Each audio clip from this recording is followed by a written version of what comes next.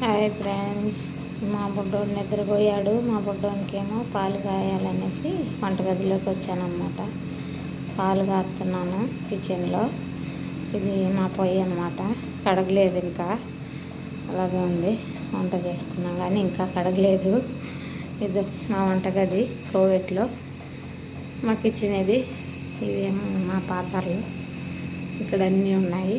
ఇదిగో ఎన్ని ఫ్యామిలీలు ఉంటే అన్నీ పోయాయి. ఇది ఒక్కరిది, ఇది ఇంకొకరిది, ఇది ఇంకొకరిది, ఇది ఇంకొకరిది.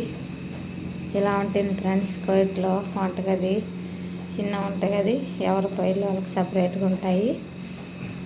అలా ఎవరు డ్యూటీలు వచ్చినా ఎవరు ముందు వస్తారో వాళ్ళు వంట చేసుకుంటారు.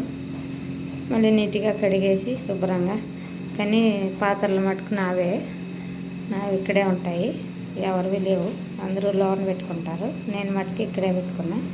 ఇది నా పొయ్యి అనమాట. ఇక్కడే వంట చేసుకుంటాను. ఇప్పుడే మా బుడ్డోనికి పాలు కాస్తాను. నేను అలా పిలుస్తానులే బుడ్డోడని. ఇలా వంట చేసుకొని తిని ఇప్పుడు నైటు 12 అయింది కోవిట్లో టైము. నిద్రపోయాడు. అందుకనేసి నైట్లో మళ్ళీ లేస్తే ఏడుస్తాడనేసి పాలు కాంచి పెడతాను.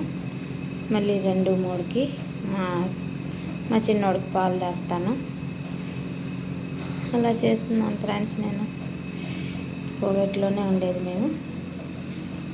ఇలా ఉంటుంది మా వంటగది. ఇక్కడే అందరూ వంట చేసుకుంటారు. వచ్చి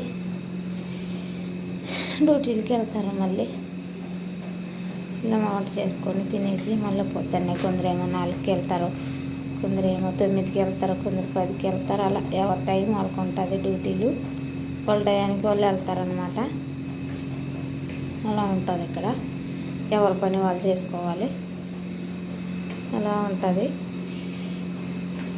నేనైతే ఎక్కడికి వెళ్ళను, ఇంటి దగ్గరే ఉంటాను. బుడ్డోడి దగ్గరే ఉంటాను. ఎక్కడికి వెళ్ళను నేను. బుడ్డోడిని చూసుకోవాలి. ఇంకా మిగతా అందరూ వెళ్తారు. మేమేమో ఇప్పుడు అనుకుంటే మళ్ళీ రేపు 12ంటికి లేస్తాము, నేను మా బుడ్డోడు. అలా ఉంటుంది.